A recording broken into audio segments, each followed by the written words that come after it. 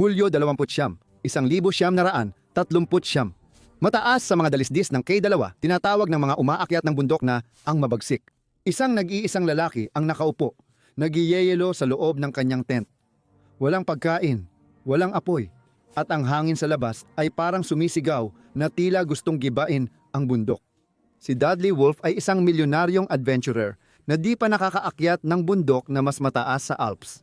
Ang kanyang pinuno, si Fritz Wiesner, ay bumaba ng bundok. Iniwan si Dudley sa manipis na hangin upang mamatay. Pagdating ng balita sa mundo sa ibaba, nagdulot ito ng pinakamapait na kontrobersya sa kasaysayan ng pag-akyat. Iniwan ba ni Fritz ang isang taong nagbayad para sa ekspedisyon o ang kayabangan at pera ni Dudley ang totoong dahilan? 4 na tao ang hindi na nakauwi. May mga tumawag dito bilang isang trahedyang aksidente. Ang iba naman ay tinawag itong malamig na pagtataksil. Ngunit ang totoong nangyari sa kadalawa, noong tag-init na iyon, kung sino ang umakyat, sumuko at iniwang mamatay, ay nagpapakita ng mas madilim na bagay kaysa simpleng kabiguan sa pag-akyat. Mula sa kontrobersya, sakripisyo, hanggang sa mga tanong na walang sagot, ito ang kwento ng milyonaryong iniwang mamatay sa K2. Maligayang pagdating sa extreme. Si Dudley Wolfe ay isang mayamang Amerikanong sosyalita na ipinanganak sa New York noong Pebrero 6, 1876. Ang kanyang ama ay importer ng kape na kilala sa paggawa ng kwento tungkol sa aristokratikong pinagmulan at sa paglalakbay sa India kung saan daw siya nangangaso ng tigre. Ang kanyang ina ay anak ng mayamang negosyante na si Benjamin Franklin Smith at may 3 siyang kapatid na lalaki. Nakapag-ipon sila ng dolyar, 30 milyon noong 1800 at 80 na ngayon ay katumbas ng halos 1 bilyong dolyar. Dahil dito, lumaki si Dudley ng marangya. Nag-aral siya sa mga prestihiyosong boarding school at sa kabila ng kanyang pagsisikap sa pag-aaral, mababa ang naging resulta ng kanyang akademikong pag-unlad. Mahilig siya sa sports at habang nag-aaral, naglaro siya ng football, hockey at naging magaling sa boating at pangangangaso. Ipinakita niya ang unang palatandaan ng pagiging mapangahas. Noong 1916 umalis siya sa paaralan at nahirapan maghanap ng trabaho. Hindi siya interesado sa negosyo ng pamilya nilang dating imperyo sa real estate at riles ng tren. Mas gusto ni Batang Dudley na tumulong sa tao at dahil may digmaan sa Europa, wala siyang maisip na mas magandang layunin. Tinanggihan siya ng militar ng United States dahil sa mahinang paningin at flat na paa, pero hindi siya sumuko. Nagboluntaryo si Dudley sa Red Cross Ambulance Corps sa Europa na hindi mo inaasahan sa isang mayamang binata. Nakamit pa nga niya ang Italyang Croce di Guerra at isang campaign medal.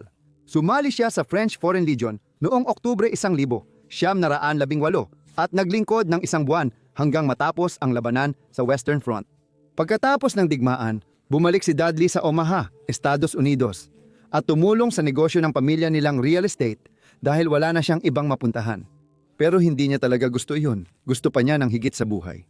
Mahilig siya sa labas at madalas siyang nangangarap ng mga trabahong magpapahintulot sa kanya na magtrabaho sa labas. Pagkatapos, bigla na lang, may dumating na oportunidad sa kanya at noong 1924 tuluyang nagbago ang buhay ni Dudley. Sandaling liko lang tayo sa kaguluhang ito. Kung gusto mong maging bahagi ng extreme na komunidad, panoorin ang mga eksklusibong video na ginawa para sa'yo. Makakuha ng maagang access sa aming nilalaman at bumoto sa content poll, sumali sa Patreon. Kita Kits!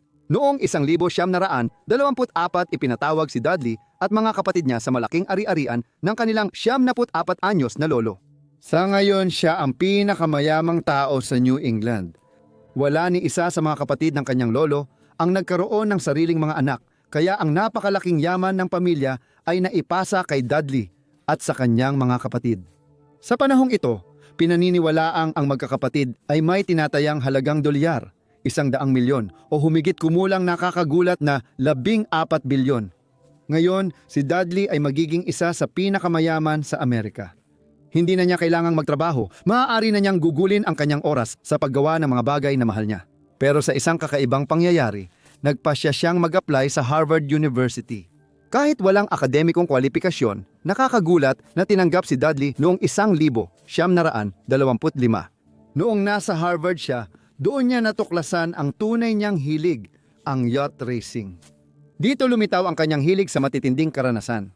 Sa mga sumunod na taon, Ginugol niya ang maraming oras sa karera sa Atlantic at nanalo sa Deep Sea Challenge Cup ng Brooklyn Yacht Club.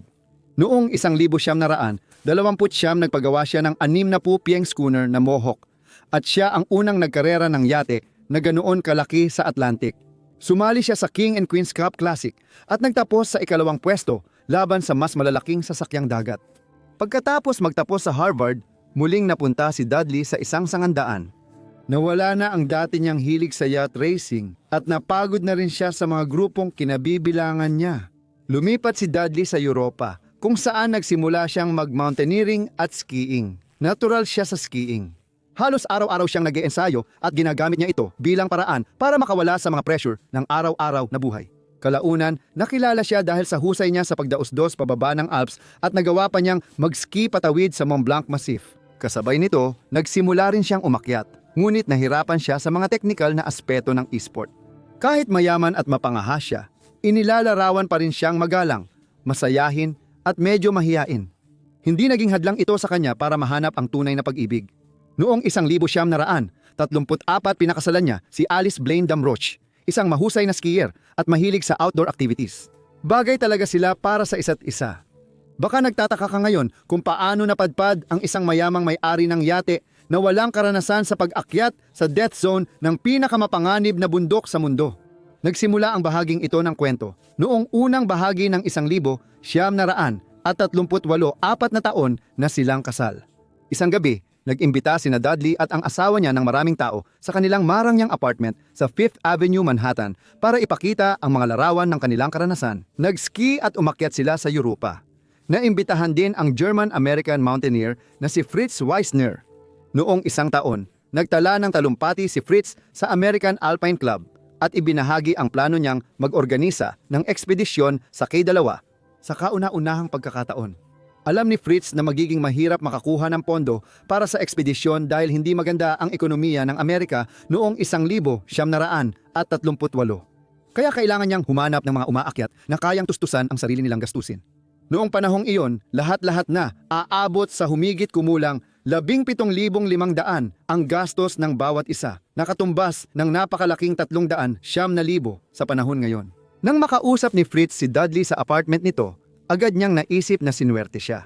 Naengganyo agad si Dudley na akyatin ang pangalawang pinakamataas na bundok sa mundo kahit wala siyang karanasan sa mataas na altitude.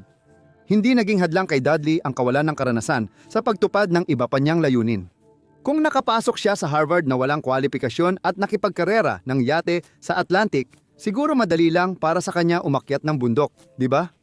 Alam na ng matagal nang nanonood dito na hindi biro ang umakyat sa isa sa pinakamataas na bundok sa mundo. Ang pag-akyat sa kahit anong tuktok ng Himalayas, mapapinakamataas man o hindi, ay ibang-iba kumpara sa Alps. Sa panahong ito, wala pang nakaakyat sa tuktok ng alinman sa 8,000 metrong bundok sa mundo. Ang K2 ay isa sa pinakamalaking hamon para sa tao. Nakatayo ito ng higit sa 28,251 talampakan sa taas ng dagat at tanging bundok Everest lang ang mas mataas dito. Pero kahit na mas mababa ito ng kaunti ngayon, itinuturing itong mas mapanganib. Ang K2 ay kilala dahil sa matinding tarik nito, sa libu-libong metro ng teknikal na pag-akyat sa bato at yelo, at sa posibilidad ng mga blizzard, pagbagsak ng bato at mga avalanche anumang oras. Para kay Dudley, kaunti pa lang ang karanasan niya sa ganitong matinding akyat bundok, kaya kung gusto niyang mabuhay sa ekspedisyong ito, kailangan pa niyang mas mag-ensayo. Para naman kay Fritz, hindi na mababago ang kanyang desisyon. Kailangan niya ang pinansyal na ambag ni Dudley. Mahalaga ito para matupad ang layunin ng mga unang Amerikano na maakyat ang tuktok ng 8,000 metrong bundok. Alam ni Fritz noon na ang pagsama kay Dudley ay maaaring magbanta sa grupo at pati sa milyonaryo. Kadalasan, ang pinakamalalaking gantimpala sa buhay ay may kasamang malaking panganib. Hindi man pinakamatalino si Dudley sa paaralan, hindi rin siya tanga. Bilang paghahanda sa pag-akyat, sinubukan niyang akyatin ang Mont Blanc at Pispaloo noong tagsibol ng 1,939, ngunit nabigo siya sa parehong pag-akyat kahit may gabay. Hindi maganda ang takbo ng mga pangyayari. Determinadong si Dudley at naniniwalang kaya niyang lampasan ang maliliit na hadlang gamit ang sariling lakas at determinasyon para marating ang tuktok ng K2 na di pa naaakyat ng iba. Noong Marso, nakilala ni Dudley si Fritz sa Inglaterra at nagsimula silang bumili ng mga gamit para sa ekspedisyon. Mayaman si Dudley at hindi nagtitipid sa gastos.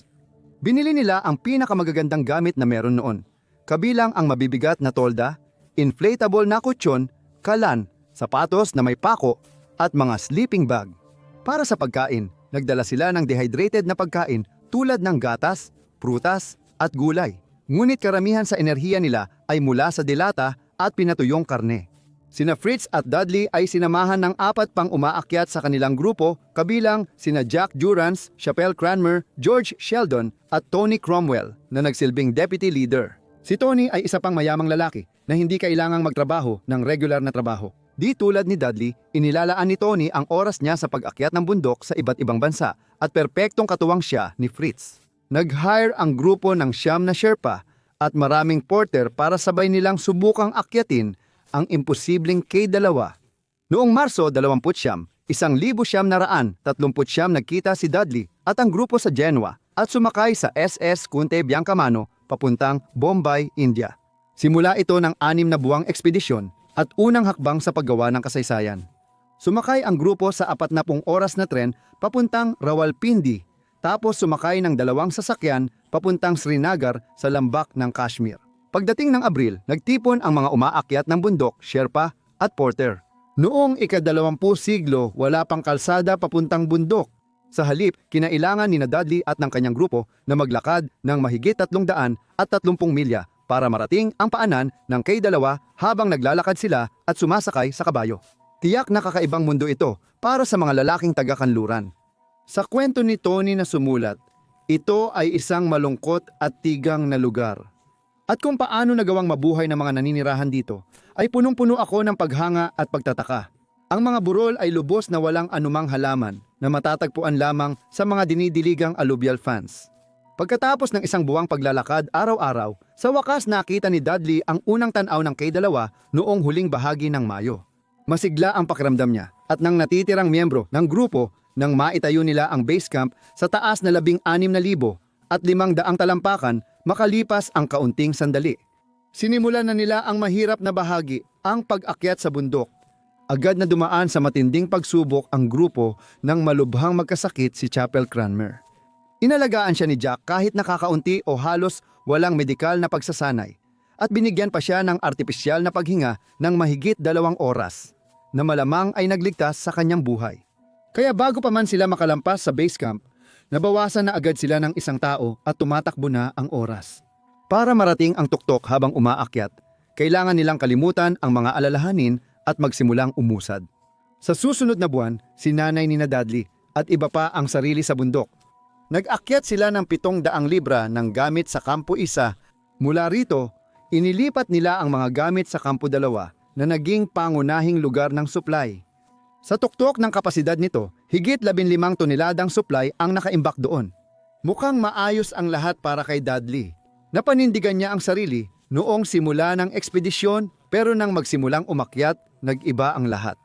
Lumabas ang kakulangan niya sa karanasan at may ilang umaakyat na nagsabing nalalagay sila sa panganib dahil sa pagiging clumsy niya. Gusto siya ng marami at pinakita niyang masipag siya. Dahil dito, paborito pa rin siya ni Fritz na tila may kinikilingan kay Dudley dahil sa pinansyal niyang ambag sa ekspedisyon. Noong Hunyo 21 hinarap ng grupo ang panibagong pagsubok nang tumama ang matinding blizzard sa bundok. Bumagsak ang temperatura sa -2 degrees Fahrenheit at naipit ang grupo sa Kampo 4 ng mahigit 1 linggo. Nakakamangha ang naging epekto nito sa isipan ng natitirang mga umaakyat. Ibig kong sabihin, maiisip mo bang maipit sa tuktok ng malamig at tigang na bundok na walang magawa habang binabayo ng malalakas na hangin ang tent mo? Marami siguro ang nag-isip kung ito na ba ang senyales para umuwi. Biglang matapos ang bagyo noong Hunyo 29. Hindi tulad ng iba, sina Dudley at Frisk ay nanatiling motivated at tumulong hikayatin ang grupo na magpatuloy. Kahanga-hanga, nagpatuloy ang grupo sa paggawa ng malaking progreso. Sa katapusan ng buwan, naakyat ni Fritz ang house chimney, isang daang talampakang bitak sa pader ng bato. Ito ay isang napakadelikado at teknikal na bahagi ng pag-akyat. Sa kabutihang palad kay Dudley, naglagay si Fritz ng matitibay na lubid na pwedeng hilahin pataas ng baguhang umaakyat. Sina Dudley at Fritz kasama ang dalawang Sherpa ay sabay na nagtayo ng Kampo 5. Pero sa kabila ng unang kasiyahan ng grupo, nagsimula ng maramdaman ni Dudley ang hirap ng pag-akyat. Pagdating ni Jack sa Kampo 5, ininspeksyon niya ang mga paa ni Dudley at sa kanyang pagkabigla, natuklasan niyang may mga palatandaan ng frostbite. Isa itong seryosong problema. Kung hindi agad magamot, mamamatay ang balat at tissue kaya kailangang tanggalin ang apektadong bahagi. Hindi yata naapektuhan si Dudley. Imbes nito, naglakas loob siyang magpatuloy sa Kampo 6 kahit mabagal ang lakad niya. Sa una, iminungkahi ni Jack na bumaba na lang si Dudley mula sa bundok, ngunit hindi ito pinayagan ni Fritz na pumayag na magpatuloy siya. May nagsasabing pabigla-bigla ang desisyong ito, pero sa palagay mo, dapat na bang bumalik si Dudley ngayon, lalo na sa lagay niya? Gayunpaman, nagpatuloy si Dudley kasama ang grupo. Araw-araw ay laban sa kalikasan at kanilang isipan.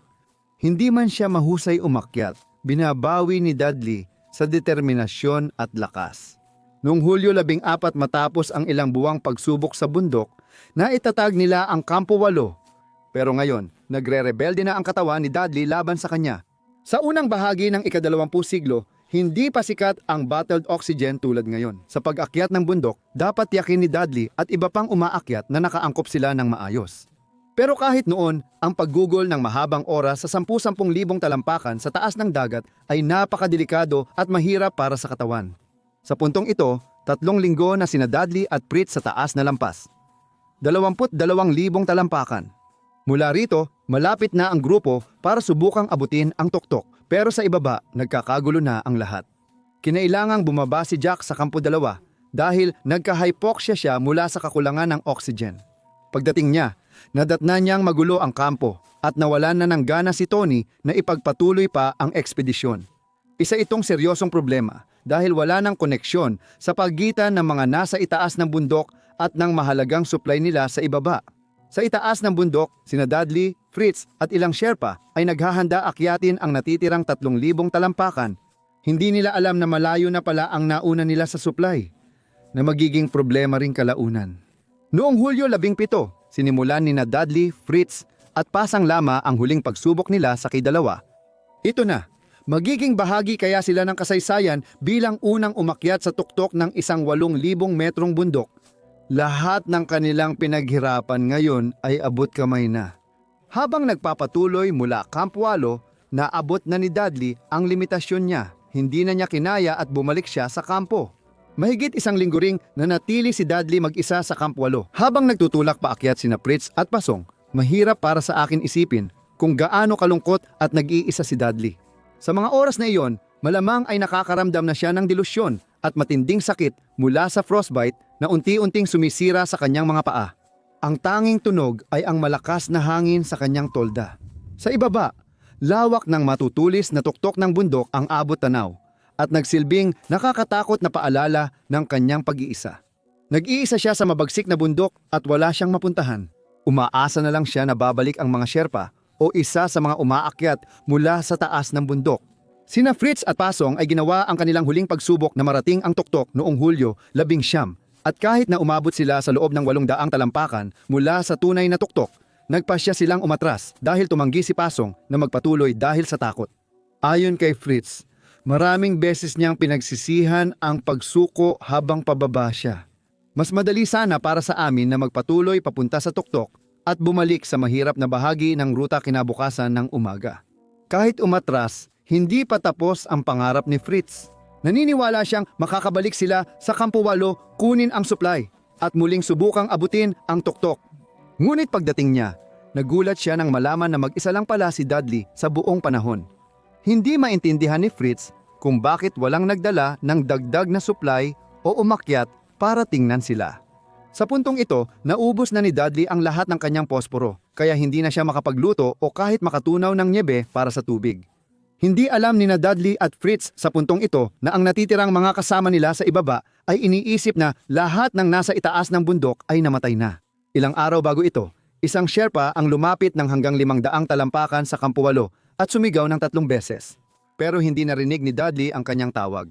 Nang makita ang mga palatandaan ng avalanche, inakala niyang namatay na ang mga umaakyat habang patuloy silang umaakyat sa bundok. Masama na ang kalagayan ni Dudley pero nagawa pa rin niyang makatayo. at sabay-sabay silang tatlo na bumaba papunta sa Kampo 7. Pero habang pababa sila, may nangyaring sakuna. Dahil sa pagiging clumsy ni Dudley, nadulas siya at muntik nang mahulog silang tatlo pababa sa Godwin-Austen Glacier. Sa kabutihang palad, ligtas silang nakarating sa Kampo 7. Pagdating nila, nagulat sila dahil kakaunti na lang ang supply at nakabaon sa niyebe ang mga tent. Ngayon, laban na ito para sa kaligtasan nila. Alam ng mga umaakyat na kailangan nilang bumaba sa mas mababang kampo para sa supply. Ikinuwento ni Fritz na inalok ni Dudley na maiwan sa Kampo 7 habang siya at si Pasong ay bumaba. Pagkalipas ng mahabang oras sa taas, maaaring malabo na ang isip ng dalawang lalaki. Nadabatabesu ang dalawang lalaki. Malinaw na nahihirapan si Dudley dahil sa sobrang lamig at sa taas ng lugar. Habang bumababa sina Fritz at Pasong sa bundok, nakita nilang iniwan ang mga kampo na may kaunting pagkain. Pagdating sa base camp, sobrang pagod na sila at halos di na makalakad. Galit na galit si Fritz sa iba pang mga umakyat, sinasabing iniwan sila para mamatay sa bundok at nagbanta pa siyang idemanda sila. Sumagot si Tony kay Fritz, sinabing iniwan niya si Dudley sa mataas na bahagi ng bundok at sa isang banda, hindi siya nagkakamali. Simula noon, naging mortal na magkaaway sina Fritz at Tony.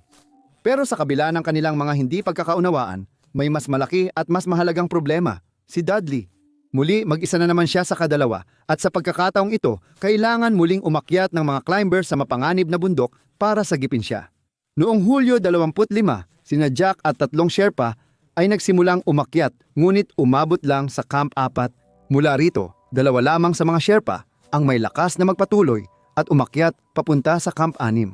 Pagkalipas ng ilang araw, sina Pasang Kikuli at Sering Norbu ay umalis sa base camp at nakakyat ng 7,000 talampakan sa loob ng isang araw, marating ang Camp 6 sa gabi. Ang ganitong uri ng pag-akyat ay maihahalin tulad sa mas modernong alpine style na kalaunan ay huhubog sa mundo ng pamumundok. Noong Hulyo 29, sina Pasang Kikuli, Pasang Kitar at Finsu ay umalis mula Camp 6 habang si Chering Norbu ay naiwan. Sa wakas, nakarating na sila kay Dudley. Akala nila ay masaya silang sasalubungin dahil ibabalik na siya sa marangyang buhay mula sa bundok. Ngunit kabaliktaran ang nangyari. Malinaw na hirap na siya dahil sa altitude sickness. Nang lapitan nila ang kanyang tolda, nadatnan nila siyang nakasalukob sa loob at ang sahig ay puno ng sarili niyang ihi at dumi. Wala siyang tubig o mainit na pagkain at hindi na siya malinaw mag-isip dahil tumanggi siyang umalis. Imbes, sinabi niya sa mga Sherpa na bumalik na lang kinabukasan dahil doon pa lang siya handang bumaba. Baka epekto lang ng altitude sickness ang nagsasalita, hindi siya talaga. Kahit gaano kabaliw ang kwento, hindi ako sigurado kung handa na akong malaman ang susunod na mangyayari. Iniwan siya ng mga Sherpa at bumalik lang noong Hulyo 31 dahil sa bagyo. 2 araw matapos siyang matagpuan sa delikadong kalagayan. Pero noong umalis sila, iyon na ang huling pagkakataon na nakita silang buhay. Hindi tiyak kung ano ang nangyari sa mga Sherpa habang matapang silang bumalik paakyat sa susunod na kampo sa pag-asang mailigtas ang buhay ni Dudley. Matapos ang 2 araw, napagtanto ni Chering na hindi na sila babalik kaya agad siyang bumaba sa base camp. Nagulat sina Jack at iba pa nang mag-isang bumalik si Chering. Habang nagsusulat sa diary, ibinahagi ni Jack ang nararamdaman niya tungkol sa balitang walang bumalik mula sa Kampo 7. Sinabi niya, tiyak ang mga Sherpa na may masamang nangyari. Iba naman ang iniisip ni Wiesner. Hindi, parang imposibleng may nangyari sa isang napakahusay na grupo. Maaring mukhang katawa-tawa ang iniisip noon ni Fritz. Pero tandaan, kahit siya ay hindi alam kung gaano kamapanganib ang bundok na ito para sa mga susunod na aakyat. Nag-organisa si Fritz ng ikatlong pagsagip marahil dahil sa konsensya sa pag-iwan kay Dudley sa Kampo 7. Minsan kakaiba ang konsensya para sa tao. Isipin mo ang isang bigat na hindi pisikal, kundi mas mabigat na dumidiin sa iyong kaluluwa. Ito ang multo ng pagkakamali sa nakaraan. Sandaling gusto mong burahin, ito ang konsensya. Para sa iba, ang bigat ng pasang ito ay nauuwi sa mapanganib at desperadong pakikipagsapalaran sa kawalang ingat, hindi sa tahimik na pagninilay. Ngayon, dapat nang maniwala si Fritz na kaya niyang iligtas si Dudley. Kung hindi, kailangan niyang tanggapin ang responsibilidad sa pagkamatay nito. Si Fritz lang ang malakas na sumubok muling umakyat sa bundok. Noong Agosto 3, umalis siya kasama sina Chering at Dawa Tandup Sherpa. Pero napakabagal ng kanilang pag-usad at nakarating lang sila sa Kampo 1 matapos mag-akyat buong araw. Tinamaan ulit ng bagyo ang bundok kaya na-stranded na naman ang mga lalaki. Sa puntong ito, mukhang nawalan na ng pag-asa si Fritz at tuluyan nang naniwala na sina Dudley at ang tatlong Sherpa ay pumanaw na. Wala na silang magagawa pa, kaya nagpasya si Fritz na bumalik na lang sila sa base camp. Nang dumating sila, kaawa-awa ang lagay nila. Pinag-impake ng mga lalaki ang kaya nilang dalhin at sinimulan ang mahabang paglalakad pabalik sa Srinagar kung saan kakaharapin ni Fritz. Ang unang kontrobersya ay tumutok sa ideya na siya ang responsable hindi lang sa pagkamatay ni Dudley, kundi pati na rin sa tatlong Sherpa. Matindi itong itinulak ni Tony na patuloy na iginigiit na pinatay ni Fritz si Dudley. Sa Srinagar, kinausap ni Tony ang mga Briton at sinabi niyang nakakakilabot ang pamumuno ni Fritz. Sa mga sumunod na taon, madalas ipaliwanag ni Fritz ang nangyari sa bundok at may ulat na siya raw ang may pananagutan sa mga pagkamatay, sapagkat siya lang naman ang tanging may karanasan sa pag-akyat. Sabi ng mga kritiko, sobra siyang nakatuon sa tuktok kaya nag-ambag ang pamumuno niya sa trahedya. Sa kanya halos ibinunton ang sisi ng paunang ulat ng pag-akyat. Ayon sa iba, mas pinahalagahan ni Fritz ang karangalan kaysa kaligtasan ng grupo. Pagbalik niya sa United States, umupo si Fritz para sa isang panayam kasama ang New York Times kung saan inihalintulad niya ang ekspedisyon sa K2 sa isang digmaan, kung saan dapat nating asahan ang mga masasawi. Maraming mountaineers ang hindi natuwa at naniniwalang nagdadahilan siya sa pag-iwan kay Dudley. May mga pumabor din kay Fritz. Sa pagbalik tanaw, mahirap talaga ang sitwasyon. May pananagutan ng leader, pero may hamon din ng pag-akyat sa matataas na bundok. Kalkuladong panganib ba ito na nauwi sa mali o pagkukulang sa paghusga? Walang tiyak na sagot na napagkakaisahan. Patuloy ang debate sa loob ng dekada. May ilan na itinuring si Fritz Wiesner bilang isang bayani na nagtulak sa mga hangganan, habang ang iba naman ay nakita siya bilang isang pabaya at padalos-dalos na lider na isinakripisyo ang isang kasamahan sa koponan. Ang trahedya ng pagkamatay ni Dudley Wolfe ay nananatiling isang malungkot na kabanata sa kasaysayan ng pag-akyat sa K2. At ang tanong tungkol sa pananagutan ni Fritz ay pinag-uusapan pa rin hanggang ngayon. Nakakagulat na may nakabalik pa mula sa ekspedisyon na alam natin ngayon. Habang lumipas ang mga dekada at naakyat ng mga tao ang tuktok ng pinakamataas na bundok sa mundo tulad ng Everest, Kanchenjunga at Lhotse, ang K2 mismo ay namumukod-tangi dahil sa lalo nitong mapanganib na katangian. Ngayon, kinikilala ng karamihan sa mga umaakyat ng bundok ang Karakoram EI bilang pinakamapanganib na bundok sa mundo. Hindi na natagpuan ang mga bangkay ni Dudley at tatlong Sherpa na nagtangkang iligtas siya. Nadagdag sila sa 4 na matagal ng listahan ng mga namatay na dahilan kaya tinawag ang K2 na Killer Mountain. Salamat sa panunood at magkikita tayo sa susunod. Manatiling matapang at mamuhay ng may tapang.